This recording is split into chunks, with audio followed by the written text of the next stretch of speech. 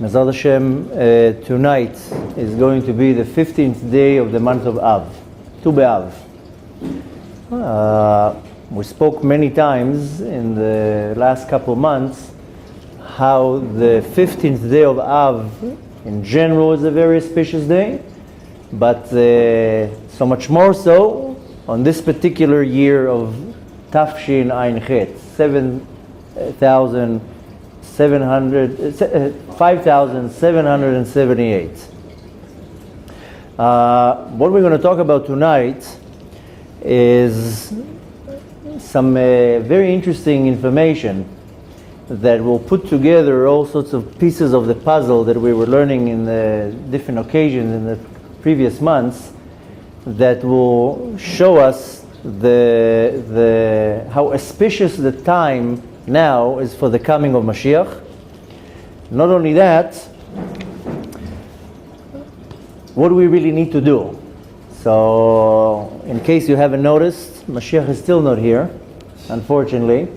And he's here, he's just waiting to be revealed. But unfortunately, we're obviously failing in something if he's still not revealed. And there's many differences of opinion, but my opinion is that we're still suffering from the same problem that we suffered for the last 1950 years, which why the Beit HaMikdash was destroyed to start with, and that's called Sinat Chinam. So I think many things we were able to fix. Baruch Hashem, we have a lot of Torah in the world. We have many yeshivot. I don't think there was ever so much Torah in Jewish history. We have thousands of yeshivot all over the world, millions of hours of Torah online. Torah is accessible, books, hundreds and hundreds of books of interpretations and commentary. I mean, we're not lacking Torah. Any person can learn Torah now. Baruch Hashem, we have a lot of chesed, a lot of charity, and but we're missing Ahavat Israel, big time. And I know many people say, no, we're missing Ahavat Israel. We still have a lot of hate between people, a lot of Lashon Hara, a lot of slandering. So we need to understand where we're lacking, what we need to fix, and we have to understand something very, very important, that we're already past the due date when Mashiach was supposed to come. And Hashem is giving us another opportunity, and another chance, and another opportunity, and another chance. And it doesn't seem like we're getting it. And at some point, we're going to run out of our reserves. We're now in the years of the 70s, the Shnot Ha'ayin, and in a year and a month and a half, we're going into the 80s. Not the 80s of John Travolta. No, what's his name? Elton John. Rather, the 80s of the Tafshin Pei. And that we don't want to hit before Mashiach comes, because David HaMelech says, Yemei Shnotenu 70 shana, V'im B'gvurot 80 shana. If the translation, our days of our lives are 70 years, should be in the 70s. But if we go into the 80s, it's coming with gvurot, with severity and judgments. And if we're going to go into the year Tafshin Pei, which is exactly in a year and a month and a half, then we're going into a whole century of gvurot, of judgments. And that's not going to be so comfortable. So we want to make sure that we're hastening the redemption. It depends only on us. I know many people throw big bold terms. No, it's Hashem decides when the Geulah is going to come. That's correct. Hashem is the final word. But our actions is going to be what determines when the Hashem has a decision. So, and we need to convince Hashem that we're ready to receive the redemption. We got a first Beit HaMikdash, we destroyed it. We got another Beit HaMikdash, we destroyed it.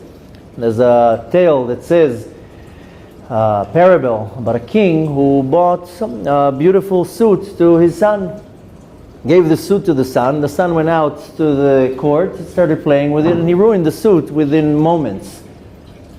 Hashem was like, what did you do? You know how expensive this suit is? I went and sent people to the corners of the world to buy the best fabric, and the best tailors in the world, they sewed this suit, and you ruined it like that within minutes?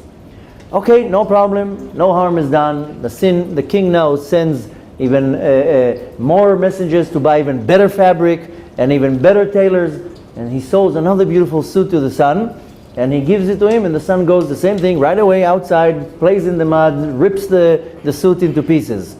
His father again, what are you doing? You know it's a suit. You know how much I paid for the fabric? You know what people had to go through to find the threads? And the father says, okay, I'm going to do another suit. But this time I'm not giving it to you. I'm going to prepare the suit, and I'm just going to hang it. And whenever you're ready, I will give you the suit. This is exactly what we have. Hashem gave us a Bet HaMikdash. We destroyed it right away.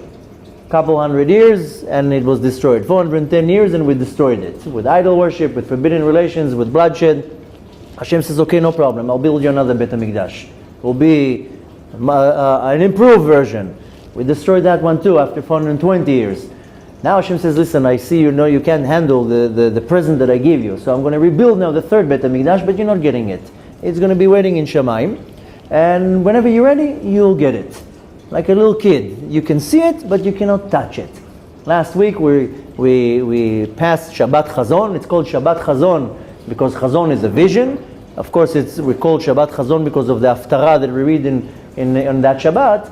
But the teachings of Rabbi Yitzchak from Berditchev, it says no, because every Jew on that Shabbat has a vision. Chazon is a vision, and they let each and every one of us has a vision and see the Bet HaMikdash HaShlishi. Whether it's in a dream, whether it's in whatever, however it comes. And many people do say, yeah, I had a dream, I had some type of an epiphany, an awakening. So Bet HaMikdash is ready in Shamayim. And now it's up to us to convince the Kadosh Baruch Hu that we're ready for that. So it all depends on us, and we have to take an action. We have to do something. So there's a lot of information. I mean, we started learning a few months ago. We went through a lot of the information that we have, but tonight we're just going to go over a few different psukim, some beautiful hints and numerical values, gimatriot, just to bring us to understand, first of all, how auspicious the time is. Tonight is the night when it's all starting, and what we need to do. And Be'ezrat Hashem, there's a certain tikkun that we're going to need to read, and Be'ezrat Hashem, we're going to go later on to the grave of the Arizal, and in a minyan, we're going to read a certain tikkun that I'll explain there what we need to do, and with the right kavanot, blow the shofar, a few other things that we need to do. And that's not a one-time thing. It can be repeated every day, once a week, every Rosh Chodesh, whatever it is, but it's important that in the 4 holy cities, there's going to be a minyan that does this certain tikkun. And needless to say that the message is that everybody has to take on themselves a certain action, that we should hasten the redemption, because the options are being narrowed down, and time is not on our side. So, and the information, there's a lot of information. We're just going to touch a little bit here. A very dear friend of mine, Baruch Margolit, you met him. He came here a few times. He has a beautiful website where you can find all this information. The website is geulanow.com. geulanow.com, and a lot of information, a lot of information to download. What I'm going to be reading from, there's going to be a lot of information. You don't try to memorize it, or you don't have to write it down. Just go to their website and you can download these PDFs with all the gimatriot, with everything. I'm just going to explain it, and I'll give you all the information again later. You can contact him. He's going to be coming here after I return from my trip to give some lectures. Does a very deep research and comes up with unbelievable information. Be'ezrat Hashem, we need to, instead of just wow from it, we should apply it. And I'm just going to go through some of the information. Some of it might be a little bit hard to get. Don't try to break now your brain to get it. Later on, if you have any questions, we'll go through it. And you can again go visit the website. There's a lot more information. There's a lot of literature in English. It's actually more in English than in Hebrew, and it's very powerful. And the point is just not just to read it and to get excited. Is to actually do something. So, Bemet, without further ado, we're gonna go one part after the other. So we know that there's a prophecy in the Torah about the coming of Mashiach. And we read that a few weeks ago in Parashat Balak.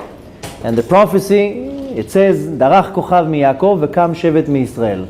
This is the verse in the Torah that we see the first time a prophecy, a clear prophecy about Mashiach. Although we know that there are many other prophecies in the Torah about Mashiach, with Yaakov Avinu and with Noach, but specifically a verse that we know that is prophecy about Mashiach is this, can be found in the book of Bamidbar, chapter 17, verse 24, and the verse again, Darach Kochav miYaakov v'kam shevet miYisrael. Take this part of the verse, it's not the whole verse. This part of the verse, you come up with a very, very interesting number. The number of 1532. So just remember now, the number, again, you don't have to start writing things down. If you want, you're more than welcome, but all this, what I'm reading from, you can actually download it from the website. The line means, Darach Kochav miYaakov doesn't mean, it's like more a poetic line. Darach Kochav miYaakov is a star that came from the house of Jacob. Darach means it stepped, but also can be interpreted as derech, as the path. V'kam shevet miYisrael, and a tribe has risen from the nation of Israel. So it's more in a poetic way, but nevertheless, that is the referring to that the star that's coming from the house of Jacob is Mashiach, and he raises the tribe of Israel, meaning above all the nations, and that's the referring to the time of the redemption. Now take these 6 words, don't have to calculate now, but it brings you to a gematria of 1532. Just remember this special number. Now, twice a day, it's actually more 3 times a day, but I'm saying twice because we say a certain line in the repetition of Tfilat Shacharit and the repetition of Tfilat Mincha. We say it again in Shacharit after Shmona Esrei. But we take a verse from the book of Yeshayahu, chapter 3, verse 6. And the verse is Kadosh, Kadosh, Kadosh. I'm sure you remember, you're familiar with it. We answer this in Kedusha. In this verse, there's a part that we say, the whole verse says, Kadosh, Kadosh, v'kara ze el ze ve'amar, Kadosh, Kadosh, Kadosh, Hashem tzvaot me'olo chol haaretz kevado. But when you're taking the words, Ze el ze ve'amar, Kadosh, Kadosh, Kadosh, is the same numerical value of 1532. So we have here a line, a verse from the Torah, a verse from the prophet Yeshaya, and these 2 parts, they both bring you to the number 1532. And again, you don't have to calculate right now, just remember Ze el ze ve'amar, Kadosh, Kadosh, Kadosh, 1532. The way it works, the rule is that when you find a similarity in verses and then they share the same numerical value, that's already a hint that there's some connection here and something more deeper to look. Now if you take in the verse V'kara ze el ze ve'amar Kadosh, Kadosh, Kadosh, cut the verse and just take 4 words out of it. V'kara ze el ze will bring you to an interesting gematria of 362. 362 is the gematria of the word HaMashiach, the Messiah. Of course, there's a calculation that when we calculate gematria, it's called ima kolel, is that we add always a 1 to the word. So the 2 options, the HaMashiach and Kara ze el ze, is giving you the gematria of 363. Now, we're going to talk a little bit about the kavanot, the intentions that we have to have every day when we pray, but especially when we're going to do this tikkun. And in here we find another a group of very interesting things. Now, in the tikkun that we're going to have to do later on tonight, tomorrow, and continue it for many, many times till Mashiach comes, first of all we have to say Shema Yisrael Hashem Elokeinu Hashem Echad. And we have to, in the verse Shema Yisrael Hashem Elokeinu Hashem Echad, we have to take 6 words. Shema Yisrael Hashem Elokeinu Hashem Echad. These are the 6 words that we have to have in our intention. And then we take the words from the verse that I told you, Kadosh, Kadosh, Kadosh. It's Kadosh, Kadosh, Kadosh, Hashem tzvakot meloch ol haaretz kevado. That's 9 words. You take the 6 words of Shema and the 9 words of that verse, it brings you to a number of 15. 15 is a very unique number because 15 is the numerical value of the sphira that is called Hod. Now, we're not going to have time now to do a class about what Hod means, but if you refer to the classes that we had 2 or 3 months ago at the time of Sfirat HaOmer, we had a whole week that we learned about the Sfira of Hod, and we gave a lot of information and a lot of explanations about the Sfira that is called Hod. But Hod is the Sfira what we need to have our main intention on. So we have here 6 words from the verse Shema Yisrael Hashem Elokeinu Hashem Echad, 9 words from the verse Kadosh Kadosh Kadosh Hashem Tzvakot Melech Haaretz Kevodo. When we put them together, it's 15 words, and we're going to have to concentrate on this Sfira that is called Hod, and everything will be a little bit more explained. I know now a lot of the things that I might say don't make much sense, but try to go with the flow. Later on we'll put it all together. Now, the number that we are concentrating on, 1532, this is the key number. If you go by the hierarchy of the Sfirot, then we have Chesed, Gvura, Tiferet, Netzach, Hod, Yesod, Malchut. Now the way it works is that Chesed will give an abundance to Gvura, Gvura to Tiferet, Tiferet to Netzach, Netzach to Hod. If you take these 5 Sfirot, Chesed, Gvura, Tiferet, Netzach, Hod, you know which number you're going to come up to? 1532. That's when the Chesed gives an Shefa, an influence to the Gvura, who gives it to the Tiferet, and so forth till it comes into Hod. Again, we have this 1532. So we have to concentrate now on this. What does this Hod mean? Now we're going to take a little detour to concentrate on a different verse in the Torah. The Torah is coded. What you read in the Torah, if you're looking at the literal part of it, the Pshat, then there's a story, there's a historical event, there's a teaching, there's many levels into the teachings of the Torah, but the Torah is also coded. And if one knows how to break the code, then in the code is a lot of information. So we're going to refer now to a verse that can be found in the book of Bereshit, chapter 18, verse Daled, 4. This is in Parashat Vayera, when Avraham Avinu is sitting outside the tent, and then the angels, they come. There's a verse that says, Yukachna me'at mayim. You should take to yourself a little bit of water. Now, a lot of the times when you read the parasha, the verses, they make sense. It's a story. Avraham is sitting in the tent. 3 Arabs come. He invites them to the tent. He gives them water. Yukachna me'at mayim. Sit down. Wash your feet. He gives them, starts serving them. Okay, so we find a very nice story, a lot of morals, a lot of information to learn from. But if you go more deeper in between the lines, so now we're going to interpret it, this 4 words, Yukachna me'at mayim. He should take a little bit of water. Now, we're going to break the verse into 3 words and 1 word. Yukachna me'at brings you to a gematria of 288. 288 is the number of the godly sparks that fell into the klipa in the time of the breaking of the vessel in Shvirat HaKelim. I will explain in a second what it means, this 288 and the Shvirat HaKelim, and how is it connected to us. Now, we're going to take now 3 chapters in the book of Tehillim. The book of Tehillim seems like a simple book that you just read when somebody's sick, but David HaMelech was not a simple individual. David HaMelech was writing the book of Tehillim Beruach HaKodesh. Every word there has unbelievable depth and meaning, and every combination of different chapters together will completely change the effect and the power. I'm sure you're familiar with the Tikkun Rabbi Nachman from Breslov wrote down, the Tikkun HaKlali. Why specifically these 10 chapters? What's the power of them? He saw in his Ruach HaKodesh that when you take these 10 chapters together, it has a certain effect.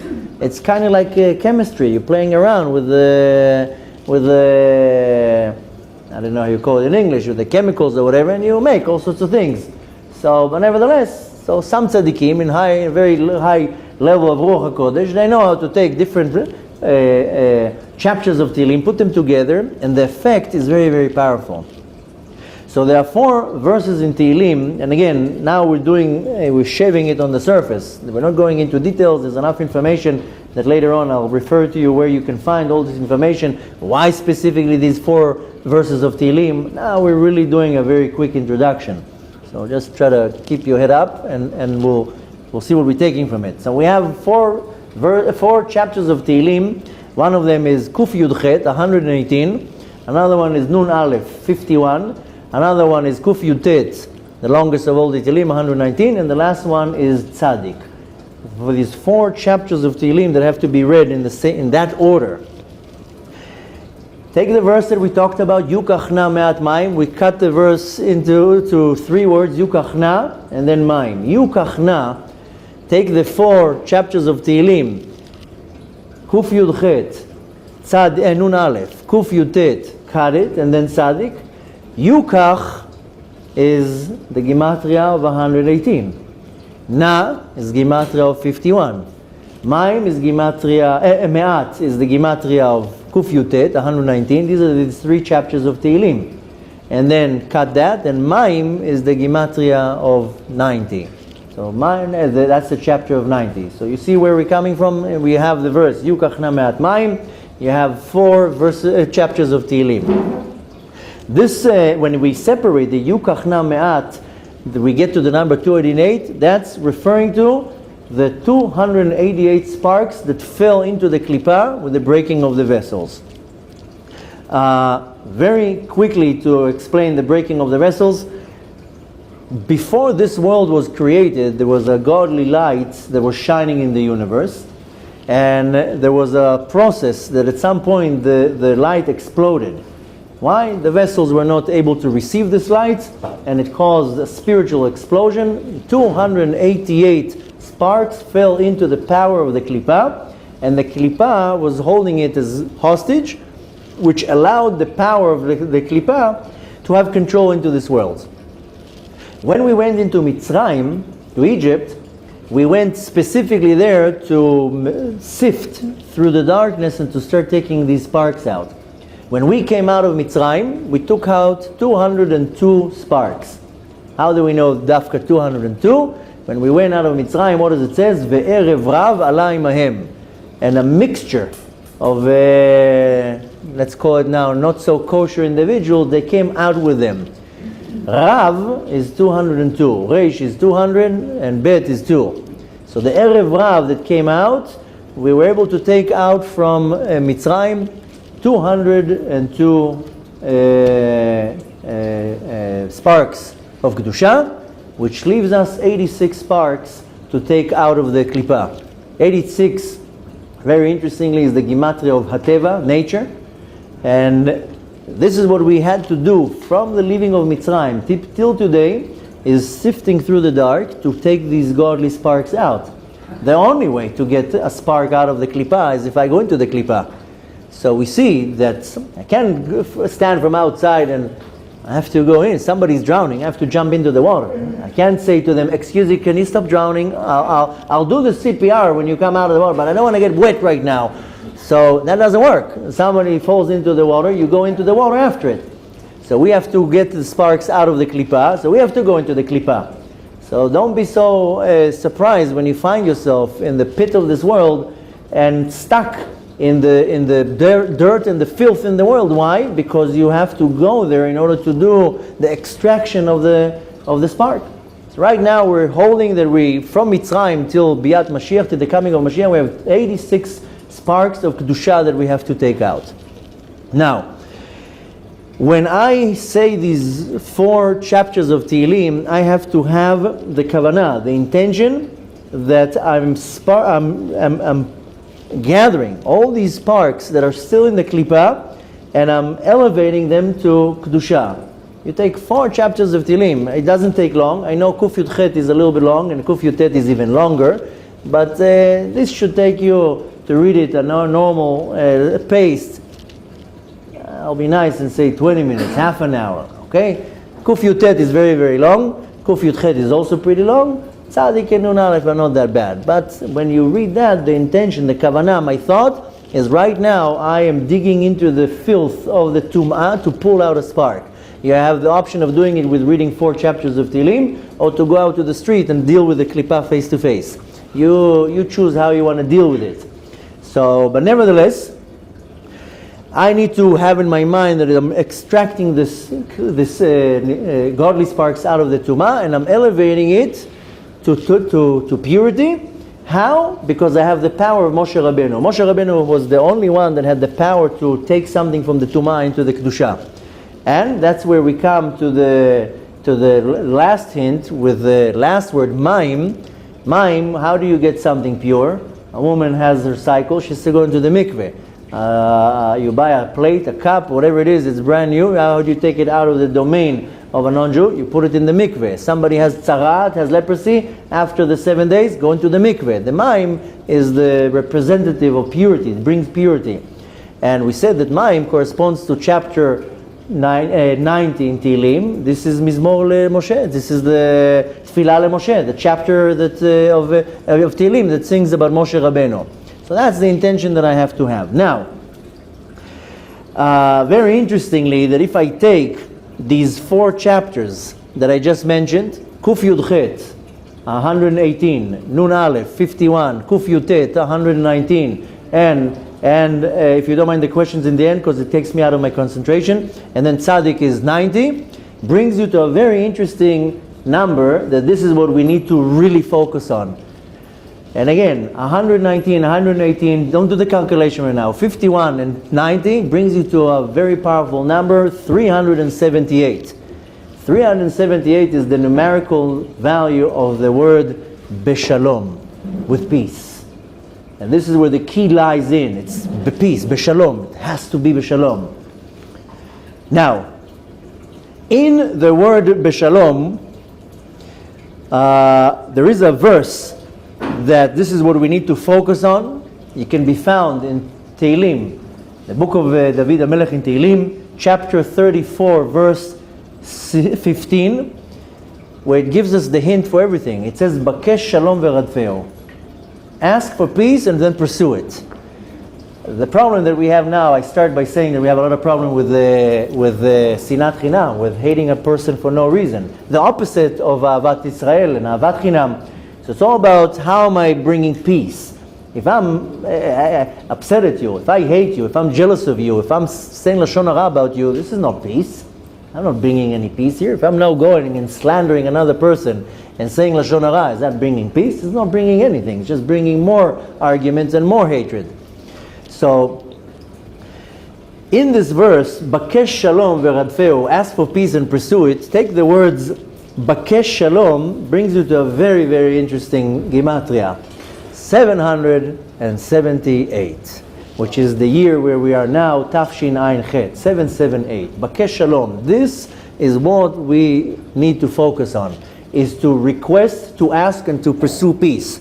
If a person is not pursuing peace, then he's not doing anything to hasten the redemption. When I became observant, I was hit with a very sad shock, because I was so excited to come into the world of the Torah, and I went to different communities, and every community that I went to, in the beginning I was very impressed, because everybody had very black suits and very nice hats, and the beards and the peot and everything was and I was like, wow, look at these tzaddikim. And then after a week or 2 or 3 being in that community, I found out that guy's a liar, and that guy cheats in business, this guy cheats on his wife, that guy talks Lashon Hara about this guy is this, and I was like, what's going on here? So it took a while from going from one community to another community, and I kept getting to the same thing, that I was like, what's going on here? Well, there's no people of truth here? Well, they just dress the part and they don't play the part. So I would get so impressed when I saw that people were going very fast in the morning to shul, the talit. I was like, wow, look how fast they're going. They're so excited to go and pray. And then I would sit there and pray and read every word, Vayomar Hashem. That's how I used to pray in the beginning. I didn't know how to pray. It took me 3.5 hours to go through a few lines. And everybody was zooming through, but I would get so distracted, because these 2 guys would be talking about business. This guy's on the phone, hey, selling his stocks. These 2 guys are talking bad about that guy, this guy, and I was like, hello, what's going on here? So I got hit with a sad reality that, wait a minute, the world of the Torah is not exactly what it's supposed to be. Then I got even in a more harsh reality that I got attached to one rabbi, and I got very inspired, and I used to learn a lot, and then I found out that that he wasn't what I was thinking. And this rabbi disappointed me, and that rabbi disappointed me because I found out that he lied and he cheated and I was like, what's going on here? Finally, Baruch Hashem, Hashem had answered my prayers because I was completely lost. Till I found a very smart man, and I told him, listen, I don't know what to do. I don't know to which rabbi even to attach myself. This rabbi cares about his fame. This rabbi cares about his money. This rabbi cares about how many followers he has. This rabbi just wants people to kiss his hand. Like, what's going on here? Like, I need a true leader to teach me the truth. I'm not here to play games. So he gave me a word of advice that up until now it's echoing in my head. And this is, I'm totally sidetracking from what we're talking about. It's important to know. And he told me, listen, if you see any rabbinical authority, it doesn't matter right now, a rabbi, a teacher, an educator, that he's into arguments, then move away from him. Because a true rabbi will only want to make peace. And anyone, and we were talking about a rabbi, but he says anyone that you see their agenda is to make a disagreement and a separation, take a step back. That's not the emet. This is not a person that is real Eved Hashem, that a real true servant of Hashem. We were talking about rabbis, but then it went down to other people. And that was my key. Any person that the agenda or what motivates the person is an argument, a disagreement, a separation, a power, whatever, take a step back. Thank you so much. Toda Rabba. It was very, very nice to meet you, and move on. And he tells me, till you find the person that their agenda, their way of thinking is just peace. What does the Torah think? Peace? Okay. Don't need arguments. We don't need the machloket. Don't need to, how in Hebrew say, Ani mochel mikvodi, I'm giving my honor away. Just not have an argument right now. And really when you're looking at it, all the prayers in the Torah is about peace. We pray Shmona Esrei 3 times a day, Sim Shalom Tova Uvracha. We finish the prayer with Oseh Shalom B'Meromav, the most famous prayer in the world. Any Jew in the world, pull a Jew now from Africa, ask him, want to tell me something in Judaism. Oseh Shalom B'Meromav, Oseh Shalom Aleinu Al Kol Amei Yisrael. All the prayers is peace. In the morning we get Birkat Kohanim, V'yasem Lecha Shalom. Kol Nativotea, Kol Darkei Darkei Noam, Kol Nativotea Shalom. Everything in the Torah is peace. The Torah is not about arguments. I know many people argue, well, the whole Torah is arguments. No, this is not an argument. This is just to try to find the depth of the truth. It's dissecting it. It's not an argument. When two Tanaim argue in the Gemara, this is not an argument. They're just trying to prove a point to strengthen a different point. This is not an argument. An argument is when we clash. The Torah is not about arguments. The Torah is only about peace.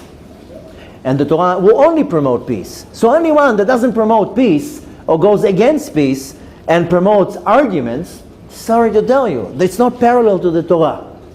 So with that said, we're going back to the verse that is telling us what we need to do. Bakesh shalom veradfeu. Ask for peace and pursue it. Don't be fake. Don't pretend you want to have peace. I know a lot of people that just pretend. They don't want peace. They want to make sure how the other person is going down. They want to see how the other person is suffering. People get chas v'shalom lo aleinu. They get some type of a satisfaction when somebody else fails. So, and of course it's coming from, whether it's coming from jealousy or hate, or it doesn't matter. We're not going to analyze this right now. We want to focus on what we need to do, not where it's coming from. So we understand here that we need to ask and pursue peace. Bakesh shalom veradfeu. This is the motto, the tag of this year. 778, Tafshin Ayin Chet is Bakesh shalom. Ask for peace. Now, very interesting gematria that we see with 778 is a gematria of Meshichecha, your Mashiach. 778 is the time when we can receive our Mashiach. Now, where do we read this word Meshichecha? This is a verse. It says, Ba'avur David avdecha, al tashev pnei Meshichecha. In the merit of your servant David, don't move away your Mashiach. And interestingly, al tashev pnei, the words al tashev pnei, don't turn around. You know, when somebody comes to ask you a favor, he's counting on you, and he's hoping that you're going to be the answer. Don't turn him around. Don't show him off. You know, the other day I needed somebody to help me with something. I didn't know who to turn to. I was like, I don't have who to turn to. I needed certain help with something, and there was 2 individuals that I could turn to. And I don't like turning to people to ask for favors and helps, but the Kadosh Baruch Hu, what you don't like to do, He makes you do. So I didn't have any option. This was a severe thing. So I called the person that I did not want to ask anything, and I was praying, Hashem, please let him say yes. Please. Just make sure he's saying yes. And I prep the call and schmoozing, and comes the moment of truth when I ask what I need to ask, and I'm like, Hashem, put the word yes in his mouth. He says, I'm sorry, I can't help you. Hashem, I asked you to say yes. Why are you saying I can't help you? This is Al Tashev Pnei Meshichecha. Don't turn the person around. How many times somebody approaches you and you can really help him? Don't disappoint that person. Help them. I know it's not so comfortable. So the verse says, Ba'avur David Avdecha, in the merit of your servant David, that suffered so much for us. I'm talking about King David, of course. Don't turn around our face now when we're asking for Mashiach. The Gematria of Al Tashev Pnei, there's many different ways to calculate Gematria. Gematria is a numerical value. There's, of course, the simple Gematria. Aleph is 1, Bet is 2, and so forth. There's Milu Otiyot, Chilufei Otiyot. There's one type of Gematria. It's called Atbash. Atbash means there's a chart, and you put the letters in front of each other, Aleph, Bet, Gimel, Daled, Hey, Vav, Til, Taf, and from the next column, Taf, Shin, Kuf, Reish, Kuf, and upside down. So Aleph becomes a Taf, Bet becomes a Shin, Gimel becomes a Reish, and so forth. It's called Atbash. You switch the letters around.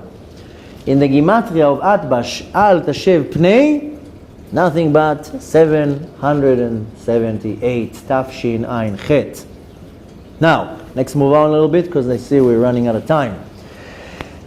The reason why I'm saying that, because in the tikkun that we need to do, I'm going to explain that we need to read 15 chapters of Tehillim, all the Shira Malot. There are 15 Shira Malot at the end of the book. These are the first 15 chapters we need to read, and that 15 corresponds to Hod. We'll get back to Hod in a second. Then we have to read the Shema Yisrael, and corresponding to the Kadosh, Kadosh, Kadosh, we have the right kavanah, and after that, we're going to read Shir HaShirim, and after that we have to blow the shofar. Now, the word ha-shofar, the shofar, I mean, we know that, how do we know Mashiach is going to come, is coming, or is here? There's going to be a blowing of the shofar. So a lot of people ask, how would I know when Mashiach came? Don't worry, WhatsApp is going to be ding, ding, ding, ding, ding, ding, ding. You're going to get tweets, you're going to get, I don't know how it's going to come. But nevertheless, we're going to hear the blowing of the shofar. Bayom hahu yitaka b'shofar gadol. Eliyahu Hanavi is going to take the shofar, he's going to give 1, 2, the whole world is going to be shaking. Trust me, you will not miss the opportunity. So, at the end of the tikkun, we have to do a tkiyah. In 2 weeks, Be'ezrat Hashem, we're celebrating the Rosh Chodesh of Elul. The first day of Rosh Chodesh of Elul, and the whole month of Elul, every day we blow the shofar. Yes, Elul is around the corner. In less than 2 months is Yom Kippur. I'm going to start blowing the shofar. There are 3 ways of blowing the shofar. One of them is a long blow. It's called the tkiyah, and then there's shvarim, there's the ooh. Nevertheless, we're going to blow the shofar, the tkiyah, the one long blow, two. The word tkiyah, the numerical value of tkiyah is 585, which is the exact same numerical value of the word ha-shofar, the shofar. So again, we're finding here another interesting gematria, 585. Now, once we are blowing the shofar, and this is not only for the tikkun we're going to do, you have to have that same intention. In Rosh Hashanah and Yom Kippur, is we have to have the kavanah of achdut, of unity. That's the point of the shofar. And unfortunately, you know, when you see unity, when you hear those alarms go, most of you are, olim chadashim. I don't think you really experience the missiles falling down. So maybe some of you, yes, chas v'shalom. I'm not taking from anybody's length of time in Israel. But a lot of people, they walk very passive when they hear the alarms because they don't know how it feels when the ground is shaking from missiles, when they come from different directions. One missile falls on the ground, trust me, the whole ground is shaking. The chandeliers are shaking, windows are breaking. One like this falls down, people suddenly, a whole different person, suddenly, I love you, you're my best friend, I'll do anything for you. So that's the sad part. When do we have unity? When there's too much noise. When everything is relaxed, then I can't stand you, and I can't stand you, and I can't stand how you talk, and how you look, and how you walk, and how you dress. When the ground is shaking, suddenly everybody's best friends. So when we hear the blowing of the shofar, the intention, the kavanah has to be of achdut. This is something that we're lacking. We don't have achdut. We don't have unity. We pretend to have unity, but we really don't have unity. Now, the achdut is between the world below and the world above. That's what you have to have in mind. Just remember it for Elul, remember it for Rosh Hashanah and Yom Kippur, and for when we do the tikkun. When you blow the shofar, it's all about unity. It's to have how am I applying unity between me and people around me? Now, if you're taking the numerical value of 585 of the word tkiya and the word hashofar, divide that number into a very interesting number, 45. If you remember, most of you weren't here, but we were learning for a couple of weeks about that the whole tikkun now that what we need to do corresponds to Hashem's name in a milui otiyot that is called Shem Ma. Hashem's name, one of his many names, is Yud Kei Vav Kei. The numerical value of Yud Kei Vav Kei is 26, a very powerful number. But there are 4 ways to change the numerical value with the name Yud Kei Vav Kei, and it's called milui otiyot, that you write the name of Hashem in a different way. So there's one way of writing the name of Hashem b'milui otiyot, which is called Shem Ma, because it gives you the numerical value of 45. The Shem Ma, 45, the Shem Ban, 52, the Shem Sag, 63, and Shem Ab, 72. These are the 4 ways that if you write the name milui otiyot, what it means, instead of writing Yud, the letter Yud, you would write Yud Vav Dalet, and instead of writing the letter Hey, you write Hey Hey, and so forth, and it gives you a different value. The name of Hashem, Shem Ma, this is the where all the shefa is concentrated from what we need to concentrate on. So we take that name of Shem Ma. Now take the number 585 of the word tkiya and shofar, hashofar, divide that in 45, it gives you the number 13. When you have a numerical value, a certain gematria, and it can be, how do you say when you, how do you say lechalek? Evenly divisible? No. Divide. So you have a minus, you have a plus, you have times, and you have divide, that's how you say? Or so separates, dividing. When you have a number and you can divide it or separate it into equal numbers or to different numbers, again, when you're looking into gematriot, you have to see the hints here. So you take that number 585 divided in 45, gives you a very interesting number, the number of 13. And 13 is echad, is 1. Aleph is 1, Chet is 8, and Dalet is 4. 13.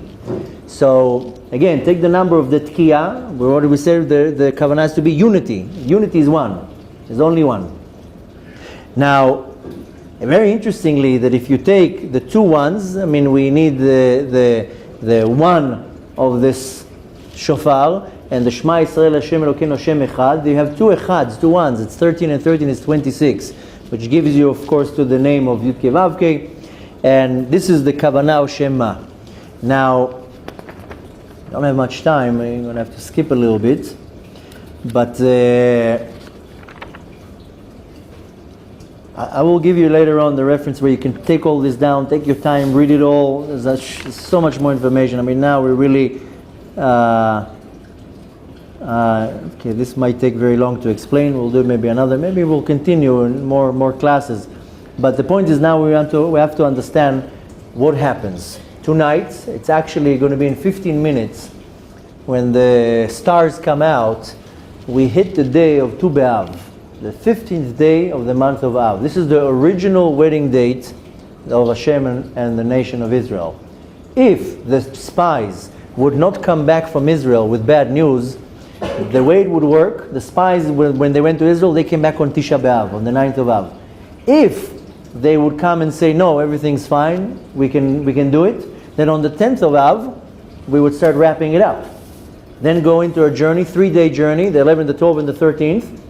Then the 14th, go into Eretz Yisrael and conquer it. And then on the 15th, build Bet HaMikdash. Moshe Rabbeinu becomes Mashiach, and end the story. That was what it was supposed to be. So originally the 15th day of Av is the designated day for the wedding and the inauguration of the Bet HaMikdash and Moshe Rabbeinu, the Mashiach, and so forth. So in 15 minutes we're getting into this day. Very auspicious time. That's why we have to do this minyan and do the tikkun. We can do it every day. Maybe we'll do it once a week. Maybe we'll do it every Rosh Chodesh.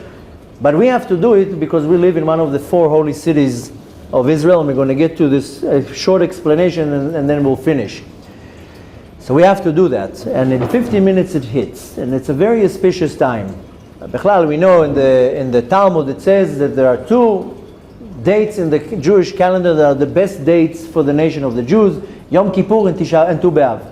There are no better days for our nation for that. So what we need to do is first of all take into consideration this is a very auspicious time that we have to convince the Kadosh Baruch Hu that we want and we are ready for the redemption. We have to make a switch in our mind. An auspicious day, not to pray for me to win the lottery. That's not the time. Don't take the day to pray for the lottery. We have to, this is the day where we can really find the soft part in Hashem's heart to say, you know what, we're going to really work on it. I'm going to grab 3 people that I can't stand and I'm going to start liking them. And I'm going to really monitor how am I applying this peace and this unity and so forth. So the way it's going to work, and this is, we're organized in such a way that there's going to be a minyan in Yerushalayim, specifically in Har Zion. There's going to be a minyan, we're going to be the ones in Tzfat, in the grave of the Arizal. There's going to be another minyan in Tveria, in the grave of Rambam, and another minyan in Marat HaMachpelah in Hebron, in the 4 cities. And the minyan is going to do this tikkun that we talked about. I mean, I didn't get into too many details, because it's an auspicious time to really, to shake the heavens. Now, the mission is to unify the nation. And each and every one of us has to take that as a serious mission.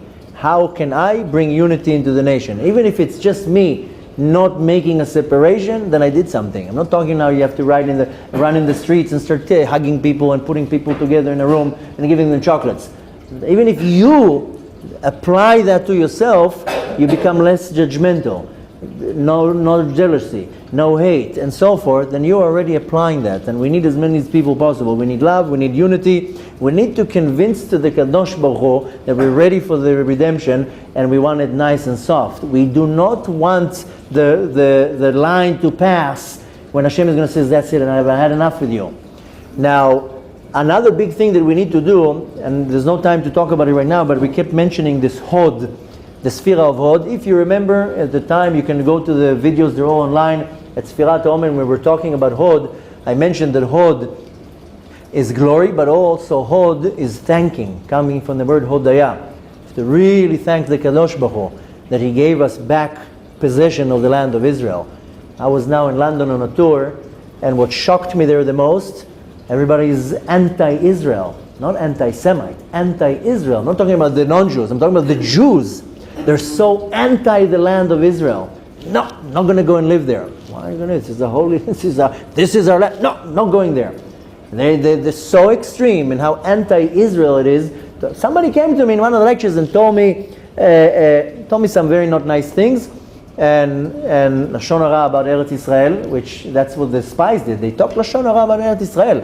Lashon Hara is not only talking about another person. You can talk Lashon Hara about a dog also.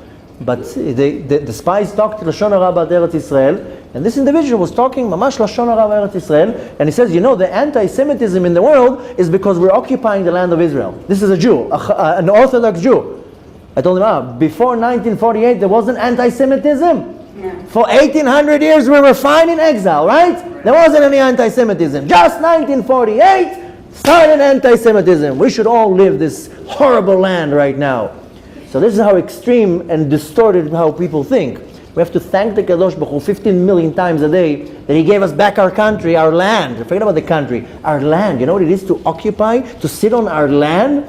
I don't think people really realize that. You know how lucky we are that we're here? You should thank Hashem at least once a day. Make yourself a note that once a day you say, Hashem, thank you that I'm here. Thank you for being here. Breathing this air. Eretz Israel, wow, I'm on this land, holy land. I can actually do, even though it's not rabbinical, it's not from the Torah, it's rabbinical, but I can do the mitzvah of Maaser. Wow, I can take separation, 10% of the crops. Where can I do that? I can't do that in America or in Europe. So we have to really thank the Kadosh Baruch Hu that we're back here, because when we moved here, forget about the year 1948, go by the Jewish calendar. This is the time when everything shifted.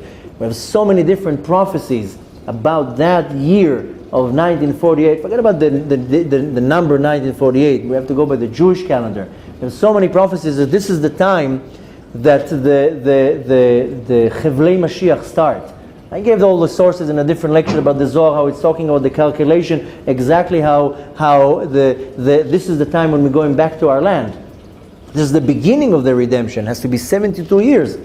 But nevertheless, just because we're running out of time, when Yosef HaTzadik was in Mitzrayim, if you remember, I'm sure you remember the whole story, no time to repeat it right now. When Yosef, before he was ready to die, then he mentioned, how would they know? He said, we're going to be in Egypt here, we're going to go into exile, it's already prophesied, our father, Avraham Avinu, our forefather, he knew about it, and they knew they're going into exile. Yosef Tzaddik says, I'm going to give you a hint how you're going to know when the Redeemer comes. And he says, Pakod Pakadati. When the person comes and tells you Pakod Pakadati, the code, we're ready to go. That's when Moshe Rabbeinu came. He came with codes. He told them, the code is 1, 2, 3, 4, 5. He told them Pakod Pakadati. This is the order, the word that we know that it's time to go out of exile. Pakod Pakadati has a very interesting numerical value. 778. So the words Pakod Pakadati, you don't have to make the calculations right now. 778, the year of Tafshin Ayin Chet. This is the year, it's the most auspicious time to really get to the heart of the Kadosh Baruch Hu. Like my kids, when they want me to buy them something, they don't catch me on a day that I'm busy or not. Maybe they will wait for me to be very, very calm and very, very in a good mood, and then they'll start schmoozing, and then they'll ask for what they want. So I mean that's how I was when I was a young kid. If I needed something, I would tell my mom. My father was a tough guy, so I would tell my mom, "Is this not a good day?" No, don't come down now. I will tell you when he's in a good mood. And my mom would tell me, he's in a good mood, go down. I would right away go down, hey, Dad, how you doing? Wow, you're looking amazing today. What, you lost like 10 pounds? So now is the time for us to kiss tuchis. I'm sorry to say I'm saying that. The Kadosh Baruch Hu now is he's very relaxed. So it's time now to say thank you for the Kadosh Baruch Hu. But nevertheless, today, like I told you, is the original wedding date of us and the Kadosh Baruch Hu.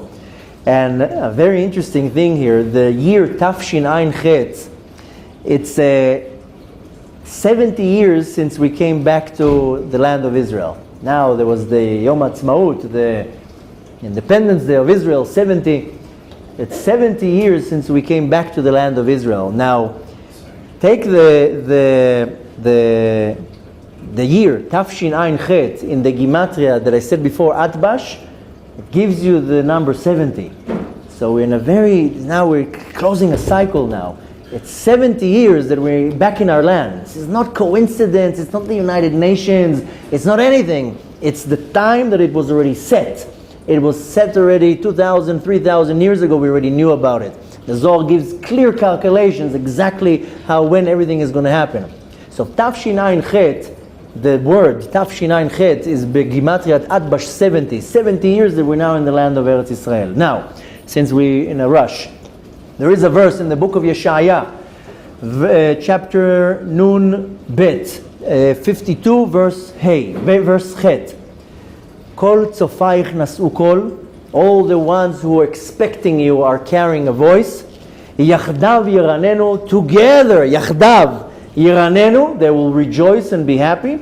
Ki ayin be'ayin, because with an eye to an eye, Yehu b'shuv Hashem b'tzion. Because an eye, and all the eyes will see the return of Hashem into Zion, into Yerushalayim. Now let's take this verse and dissect it.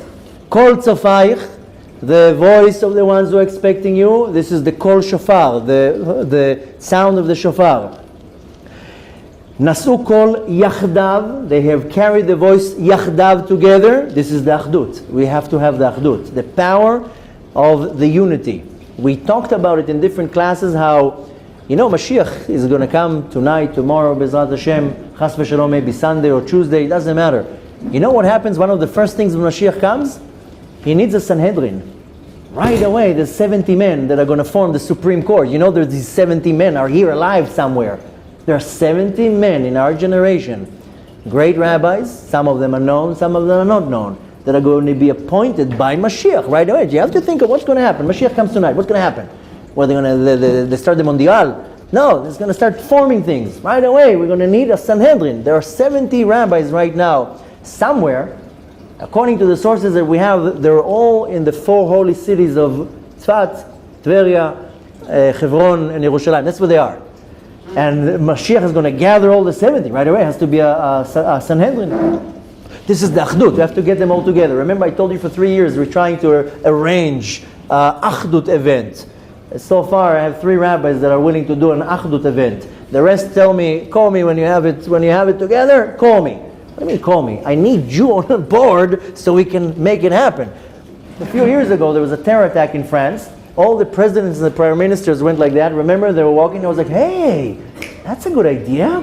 Let's do the exact same thing. We'll get all the rabbis from different groups, the Sephardi and the Ashkenaz, and then Litvak and the Hasidish and the Chabad and the Breslev, and we put them all together on one stage, and they're all going to hug their hands, one with a shtreimel, and one with a cap, and one with a white yarmulke, and one with a brit yarmulke, and let's go all together. Let's show the world that we can have unity.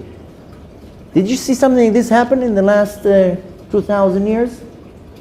Why?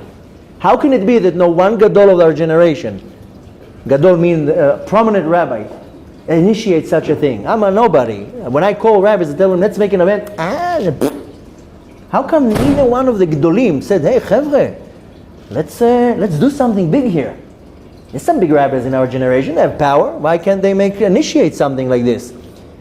You know why? Because you put now 200 or 300, 400 rabbis in a room, ooh, what's going to happen there? So, you know, somebody invited me to a big event a few months ago, and it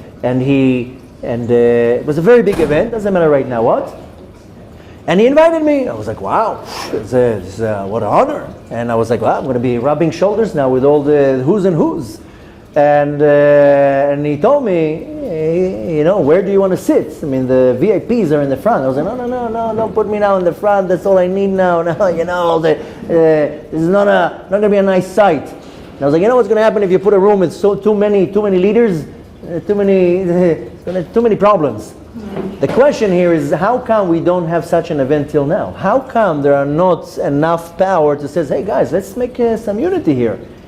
Why don't we get like a bunch of top rabbis of different sects and say, hey, let's make a campaign. I'll tell now all my students to go to your yeshiva. You tell your students to come to my yeshiva. Let's study all together. Let's show Hashem that we can get along. I don't have to agree with your customs. You keep your customs, I keep my customs. You go by the halacha of the Bet Yosef, you go by the halacha of the Ramah. We're no arguments here, but we can still coexist. We can still respect each other, and we can still value each other, and we can still learn from each other. If I'm a Breslever, why can't I learn from the Chabad? And if I'm a Chabad, why can't I learn from the Sephardi? Well, I mean the teachings, but I have to be stuck in the same thing. I learned in 4 yeshivot: a Sephardi yeshiva, a Breslev yeshiva, a Chabad yeshiva, and a very general yeshiva. And each yeshiva, they didn't allow to learn from the others. Why can't I learn this book? No, you're in this yeshiva, then you have to learn our books.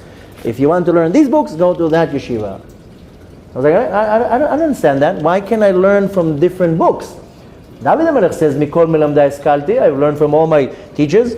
If I'm a Breslever, I can't learn from Chabad. And if I'm a Sephardi, I can't learn from the Gaon from Vilna and Chafetz Chaim. What's the common sense even here? So okay, so I'll belong to this group, but why can't I learn from this genius? So we need to really bring this achdut, this unity. Now let's continue with the verse. So we said kol tzofayich, referring to the shofar. Nas'u kol yachdav, they had gathered their voice together. This is the achdut, the unity. Ayn be'ayn. What's ayn? Ayn is eye, but ayn is also the numerical value of 70. Again, we're running into the 70. So we have this Tafshin Ayin Chet, 70. We need 70 men. We need 70 rabbis that are going to be in the Sanhedrin. So Ayin, Be'ayin. 70 men from the Sanhedrin that are going to be in the 70 year. This is Ein Be'ain. Yiru b'shuv Hashem Tzion. B'shuv Hashem Tzion. They will see the returning of Hashem into Zion. This is the main part of what we need to do. Because the 4 cities, the 4 holy cities, this is where the Shekhinah is going to be. This is where Hashem's presence here. Now just to quickly continue. So again, we were talking about, I'm sorry it's going too long. We were talking about the Sphira of Hod. Hod is the numerical of 15. 15, in the name of Hashem, you have Yud, and then you have a Hey, then you have a Vav, and then you have a Hey. The first part of Yud Kei Vav Kei is Yud, and a Hey is 15. And this is the hint for the Sphira of Hod. Now, we have the month of, which month are we in? The month of Av. Today is the 15th of Av. That's where I'm coming from. So the Yud Kei, the 15th, the Hod. This is today, the 15th of Av. Then the month of Av. Av is the 5th month, the original. I mean, we count from Nisan, not from Tishrei. Tishrei is not the first month. Tishrei is the 7th month. Av is the 5th month. Chesed, Gvura, Tiferet, Netzach, Hod. The 5th month. So Hod is the 5th month. Then if you put these words together, and you have the word Aviv. Aviv is spring, but cut the word in half. Av is a father. This is referring to Kadosh Baruch Hu. He's our father. Av HaRachaman, Avinu Malkeinu. Then you have in the word Aviv, cut it, so Av, Aleph Bet is Av. Then you have the Yud Bet. Yud Bet, what's Yud Bet? Yud Bet is 12. 12 Shvatim, we have 12 tribes. This is the nation of Israel. Take the word Aviv, then the numerical value of the word Aviv is 15. Again, we have this 15. So this means a unity between the nation of Israel and our Father in Shamayim. The unity, now we don't have so much of a unity. The Shekhinah is in exile. The unity, the Aviv, the 15 is the unity between us and Hashem. Now, why are we going to this word Aviv? Aviv, we're not in the spring, we're in the summer. It's 34 degrees today. This is not spring, this is summer. Aviv has a very interesting numerical value when you do Milui Otiyot. Milui Otiyot is when you write the letters. Aleph is not 1, is Aleph Lamed Pei. Bet is Bet Yud Taf. Right? You following? That's how you do Milui Otiyot. And then of course Yud is Yud Vav Daled. Write that B'Milui Otiyot gives you a very interesting numerical value. 955. 955. You know what's 955? The numerical value of 4 words. Esh, Maim, Afar, and Ruach. Fire, water, earth, and wind. 955. What are these 4 elements? Esh, the element of fire, corresponds to Yerushalayim, to the city of Yerushalayim. There's the korbanot there, the fire. The element of water corresponds to Tveria, where the water is. The element of Afar, of the earth, the land, Hebron, Marat HaMachpelah, and the element of air is here in Tzfat, not because we're airheads, rather because here is the Ruach. Esh, Maim, Afar, Ruach. 955, the Gematria of Aviv B'Milui Otiyot. These are the main centers where the power is located. I bet you that if you go with a satellite and look from above, and you put the dots together of Tveria, Tzfat, Hebron, and Yerushalayim, you'll see something very interesting. I don't have a satellite yet, but I'm sure that if you look from above, the location of the cities will form something very, very interesting. So, how did Hashem create man? You remember? Book of Bereshit, chapter 1, verse 26. Na'aseh Adam betzalmenu kidmutenu. Adam, human, is built from 4 elements. Earth, fire, water, and air. That's how Hashem created man. The numerical value of Adam is 45. Right? 45, again, Shemma the Tikkun. So, everything boils down to the same thing. So now we did a very quick synopsis. This is just like shaving the surface. Again, you can visit geulanow.com, geulanow.com. What I said now is everything there in length, in depth. Go read it. It's all in English. Very accessible. You have questions. There's the email here that you can email my dear friend Baruch. that can answer any question that you want. We're going to continue learning much more, but the point is what we need to take from that is a few things. First of all, today is the beginning of when we can start really making a huge change. And this is an opportunity. I don't know if we're going to get much opportunities. I don't know how long the window of opportunity is going to be open. I don't know, maybe a month, maybe 2, maybe 3, maybe a year and a half, maybe till Tafshin Pei. I don't want to get to Tafshin Pei. That's a year, a month and a half. It's another year and a month and a half in exile. This is not good news. So first of all, we have to understand that today is the opportunity, and you have to make a big change in your mind. I know here is not such a big group, but you know behind the screen there's another about 150,000 people, and you have probably friends, and they have friends, and another friends, and more friends. If each and every one of us takes the core, the foundation, the Bakesh Shalom Ve'Radfeo, pursue peace, and the unity and the Achdut, and the gratitude to Hashem for everything that you have, just for the fact that we're here. I go now every couple of weeks on trips. I look at the Jews in America and Canada, in Europe. I feel bad for them. I feel sorry for them. They're living in some Mercedes land, and they're happy with their nice new BMW. And wow, I just want to take a needle and pop this bubble and come on, just wake up. What are you doing? It's heart-wrenching to see that. People are Shem Erachem where their mind is. So we need to take this. What we did now, Bemet, is really scratching the surface. It's just to bring us to understand how powerful tonight is. Don't go to sleep. Don't waste it. Don't just another Thursday night. Very powerful night. Bezrat Hashem, you can join us to the minyan. We're going to go to the grave of the Arizal, and the whole thing shouldn't take us too long. It's reading 15 chapters of Tehillim. We're very, very short. The 15th Shir HaMa'alot. We read Shema Yisrael, which takes exactly a minute. Shir HaShirim, another 10 minutes. Blowing of the shofar, a few kisses and hugs. That's it. We're going home. So cakes and coffee. So the point to take the what? Where are we going? We'll talk about that. But Bezrat Hashem, the point to take from tonight is not necessarily the unbelievable calculations of the words this is nothing. The point to take from that is, what am I doing to convince the Kadosh Baruch Hu that we should receive the redemption already? I mean, Hashem is already showing us every second day. Yesterday, a Syrian jet goes into Eretz Israel, they shoot it down. 2 days ago, 2 missiles are shot into Tveria, they shoot them down. People are like, business as usual. What are you talking about? 2 missiles were shot into Syria. No. The Syrian says, no, it was supposed to go over there. It's a how do they say it in English? Stray. It went out of its course. No, it didn't. It was shot deliberately here to see how we react, to see if we shoot it down, to see how the systems are working. So they send a jet, a Sukhoi, to come into the airspace of Israel to see how we're reacting. Are we shooting it down? Are we alert? How fast are we picking on it? We're just walking in the streets with our coffee from Kofix and our rogalach. Don't bother my rogalach right now. And Shem is saying here, I'm going to give you another kvetch over here and another kvetch over there. And last week, a rock out of nowhere just falls from the Wailing Wall. Did you see the video? This is unreal. That boop, it just falls. A specific rock. Nobody gets hurt. I mean, what more? The Shem is like, knocking and knocking and knocking. Hello, wake up, guys, wake up. And we're just... Earthquakes, yeah. So we're busy with this...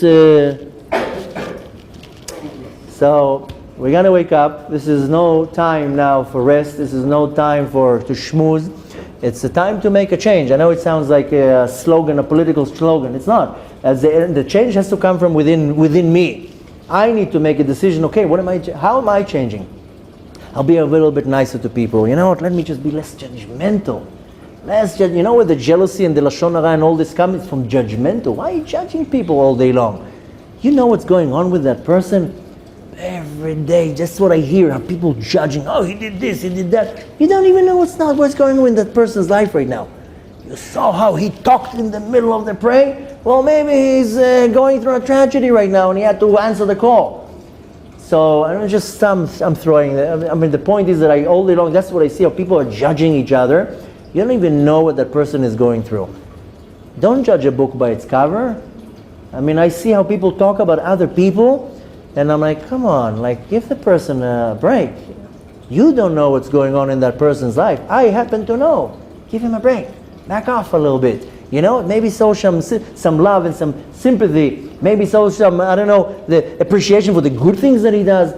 We're very judgmental. We're very harsh on other people. I'm not talking about now the hate and the lying and the lashon hara and the slandering. So each and every one of us has the power of making a huge change. It's not now going and building synagogues or running in the streets and attacking people. It comes from within me. Bakesh shalom veradfeo. It says it in a single text. It doesn't say bakshu shalom. Ask in a how do you say rabim? No, majority. A lot of people. It says bakesh. One, single. You have to really ask for this peace. You know that most people in our generation are not at peace. One person has anxieties, another person has issues with this, another person has issues with that. I can't even imagine, I do imagine what's going on in people's minds. Nobody has peace. Nobody has real peace. I can just see people's expressions, I can see the madness that's going on in their mind. Whether it's how do I pay my bills, how do I deal with my wife, how do I deal with my kid, how do I deal with this, and people put on a nice face, how are you? Baruch Hashem, Baruch Hashem, Baruch Hashem, yeah, Baruch Hashem. If we had just a little device reading the jungle that's going on here, Bakesh shalom veradfeo, ask for peace. You know, the peace is coming from inside. I don't believe people are at peace. I see how people walk in the street, how people are looking at me. How many people are really like, peace, calm, relaxed, low blood pressure, heart is beating, pop up, no chaos. So it's within. And we don't need now millions of people. We need a small group that are very focused on what they need to do. And you know what? When you behave a certain way, you start being, you're affecting other people. You're becoming contagious with goodness. You can become contagious with bad, and you can become contagious with positive. You know, you can kill people with kindness and love and appreciation and some patience. And so it's time to really convince the Kadosh Baruch Hu that we need the redemption, because if we're going to miss this window of opportunity, I don't know how many sochois are going to be flying into our airspace. Chas v'shalom. But nevertheless, we have an opportunity. We have to take this auspicious time to make a huge difference. We have a little bit of information. You can go to the website. There's a lot more information. Just to spice it up a little bit. But I gave you the gist of it. It's very simple. Bakesh shalom veradfeo. That's it. Ask for peace. Pursue it. Don't hate, don't slander, don't lie, don't be judgmental, don't be jealous, don't be envy. Be a good Jew, be a real Eved Hashem, that the Torah is guiding you. This is our path, the path of peace, the path of shalom, the path of unity, the path of let's do it together. I know I can find many reasons about any person to fight with them. But there's many reasons to fight, one reason to be at peace. B'ezrat Hashem, Bemet, I hope that these words are going to kind of penetrate a little bit more deeper than just the ears. If you need to watch it again, the video will be online in a few hours. All this information that I read here now, you can be found in the website. And Techev will announce about the minyan and so forth. B'ezrat Hashem, Hashem should bless us that we should see with our own eyes the coming of Mashiach, b'chesed v'rachamim. We should see the building of Bet HaMikdash HaShlishi, Techev u'miyad. B'ezrat Hashem, all in kindness and goodness and the mercy of Hashem. רבי חנניה בן הקשיא אומר, רצה הקדוש ברוך הוא לזכות את ישראל, לפיכך הרבה להם תורה ומצוות, שנאמר אדוני חפץ למען צדקו, יגדיל תורה ויאדיר.